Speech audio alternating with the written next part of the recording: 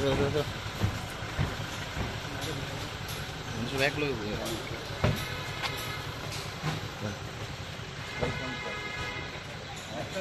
light itu dia. Kung light itu bisa. Normal didn't pick up when I ring up.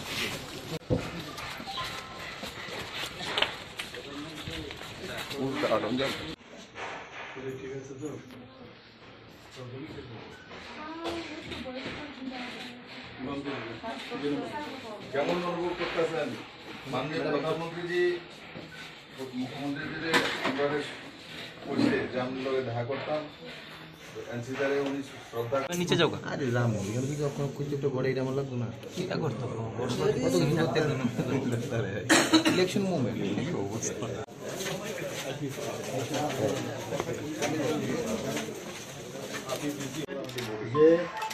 যে আমরা সম্মান দিওনের চেষ্টা করছি এবং তাইনের সম্পর্কে খুব ভালো ভালো কথাবার্তা অমিত ভাইজি কইছে এত ভালো দুইবার তিনবার চেষ্টাও করছে তাই লামনের লেগে তো এত রেসপেক্ট আর কি ছেড়ে গেছে তো আমার ছোট ভাই নিয়ে ফোন করাইছি যেন টাকা সব ব্যবস্থা করে দিয়েছে হ্যাঁ কয়ে দিছে তো আমার সব ব্যবস্থা আমরা গিয়ে সবারই ডক্টর মহেশ্বর নদী ফণিদা রাজীব বাবু প্রেসিডেন্ট দেশ প্রেসিডেন্ট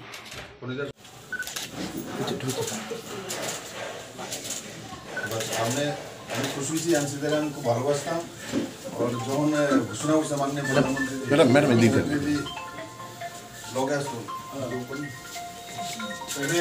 কালকে প্রধানমন্ত্রী নিজে কইছে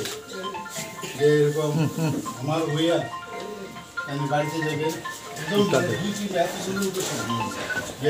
আপনার লগে দেখা করতে হয়েছে আপনার সব ফ্যামিলি সবাই লাগে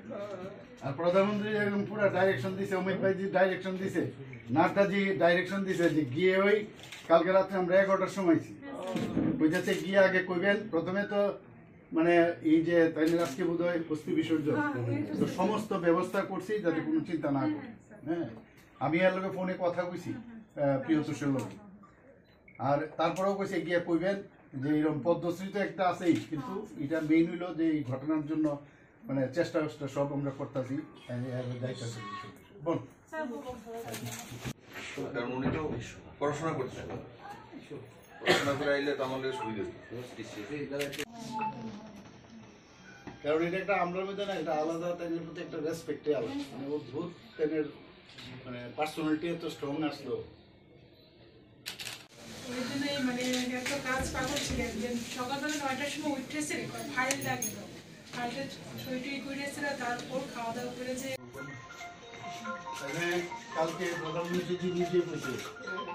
যে এরকম আমার হইয়া আমি বাড়িতে যাবে একদম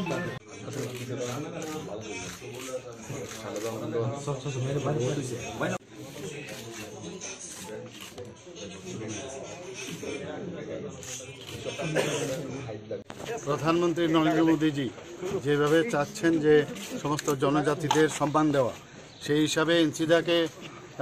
পদ্মশ্রী উপাধি আপনারা জানেন উপাধি দেওয়া হয়েছে তো সেই কারণে ওনাকে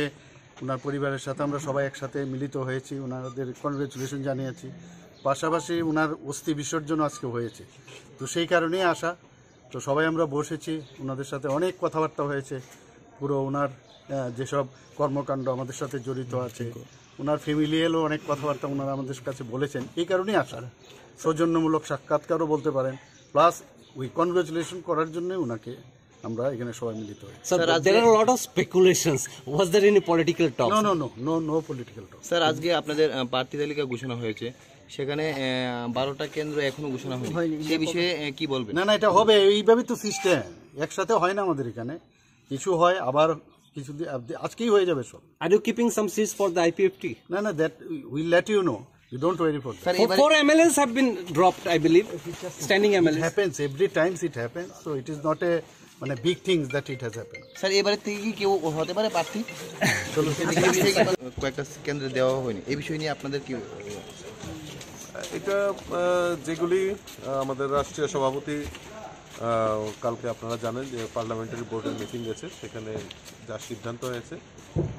এখন দেওয়া হয়েছে ফার্স্ট পেজ, আবার বিকালের মধ্যেই আবার ফাইনাল লিস্টে দেওয়া হবে। বেশ কয়েকজন বিধায়কও বাদ গেছে, মানে কোন কোন বিষয়গুলো দেখা হয়েছে প্রার্থী তালিকা বাছাই করতে? দেখুন, এটা কেন্দ্রীয় নেতৃত্বরা সিদ্ধান্ত নেন, সেটার মধ্যে আমাদের কোনো রকম হস্তক্ষেপ নাই। তো ওনারা রিপোর্ট কার্ডের ভিত্তিতেই ওনারা নির্বাচন মানে এই প্রার্থী তালিকা ঘোষণা করেন। বনমালীপুর কেন্দ্র থেকে লড়ছেন, আপনি বনমালীপুরের মণ্ডল সভাপতি ছিলেন, আপনি বনমালীপুরের বাসিন্দা, কতটুকু চ্যালেঞ্জ হবে বনমালীপুরে আপনার জন্য? দেখুন, বনমালীপুরে 2018-তে পরিবর্তন, সেটা আমাদের আদরণীয় প্রাক্তন মুখ্যমন্ত্রী বিপ্লব কুমার দেবের নেতৃত্বে সেখানে সংগঠিত হয়েছিল এবং আগামী দিনে আর যেহেতু আমি নয় বনমালীপুরের বাসিন্দা এবং আমার রাজনৈতিক কেরিয়ারও মণ্ডল সভাপতি থেকে শুরু হয়েছিল, তো কার্যকর্তারাও আমার সাথে রয়েছে, আমার গুরুজনদের আশীর্বাদ আমার কাছে নিশ্চয়ই থাকবে। মনে হয় না খুব একটা চ্যালেঞ্জ হবে। আইপিএফটিসির সাথে কোনো কথাবার্তা হয়েছে যে বাকি সিটগুলো রয়েছে সেখানে? চলছে, আলাপ আলোচনা চলছে। আচ্ছা, যে আজকে এনসি দেববর্মার বাড়িতে এসেছেন, প্রয়াত এনসি দেববর্মার বাড়িতে, ওইখান থেকে কি কেউ প্রার্থী হতে পারে তার বাড়ির থেকে? দেখা হচ্ছে। আমাদের আপনারা জানেন যে ইতিমধ্যে আমাদের পদ্মশ্রী ওয়ার্ড দেওয়া হয়েছে, সম্মানে ভূষিত করা হয়েছে আমাদের স্বর্গীয় এনসি দেববর্মাকে, ওনার এই দীর্ঘ জীবনের আন্দোলনের জন্য এবং সমাজ সেবার জন্য। তো সেই পরিপ্রেক্ষিতেই আমরা এখানে ওনার প্রতি শ্রদ্ধা জানানো, সম্মান জানানোর জন্য আমরা এখানে আজকে এসেছি। ওনার বাড়ি থেকে কি কেউ কাউকে প্রার্থী করতে পারেন? কথাবার্তা হয়েছে? এটা এরকম বিষয় না, আমরা শুধু সৌজন্যমূলক সাক্ষাৎকারের জন্য এসেছি। 6 আগরতলা একটা মানে চ্যালেঞ্জের সবসময় থাকে, সেইখানে কে প্রার্থী হচ্ছে কোনো ধরনের? বিকালের মধ্যে সব কনফার্ম হয়ে যাবে।